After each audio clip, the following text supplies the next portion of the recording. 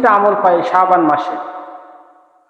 একটা হলো রোজা, একটা হলো নামাজ, একটা হলো কবর জিয়ারত। শাবান মাসের একটাই রোজা, সেটা হলো ইজা কানাত লাইলাতুন নিসফি মিন শাবান। নবীজি বলেন, ইবনে মাজার হাদিস, ইজা কানাত লাইলাতুন নিসফি মিন শাবান, যখন অর্ধ শাবান দিবাগত রাত আসে, ফাকুমু লাইলাহা, তোমরা রাতে ইবাদত করো, ওয়াসুমু ইয়াওমাহা, তোমরা দিনে রোজা রাখো। ফাইন্নাল্লাহা তাআলা ফিহা বিগুরুবিশ শামসি ইলা দুনিয়া, কেননা আল্লাহ রাব্বুল আলামিন সূর্য ডুবে যাওয়ার সাথে সাথে এই দুনিয়ার আসমানে এসে হাজির হয়ে যায়।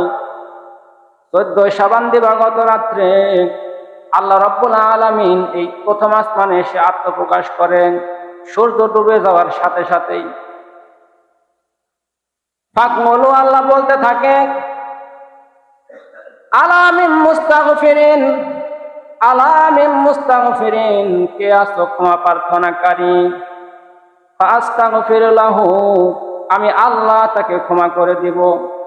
আলামিন মুস্তারজিকিন, কে আছো রিজিক প্রার্থনাকারী। ফারযুকাহু, আমি তাকে রিজিক দান করব। আলামিন মুস্তাবলান, কে আছো বিপদগ্রস্ত। ফাউআফিয়াহু, আমি আল্লাহ তাকে বিপদ দূর করে দিব। আলা কাজা আলা কাজা, এইভাবে আল্লাহ রাব্বুল আলামিন সূর্য ফজর পর্যন্ত ডাকতে থাকেন। সুবহানাল্লাহ। শবে বরাতের রাতে সূর্য ডুবে যাওয়ার সাথে সাথে আল্লাহ প্রথম আসমানে আত্মপ্রকাশ করে বান্দাকে ডাকতে থাকে, কে আছো আমার কাছে চাও, কে আছো আমার কাছে চাও।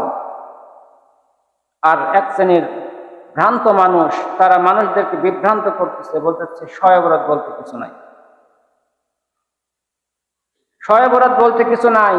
তারা রেডিও, টেলিভিশন, বিভিন্ন সোশ্যাল মিডিয়ায় এই ভ্রান্ত কিছু ফতোয়া দিয়ে মানুষদেরকে বিভ্রান্ত করছে।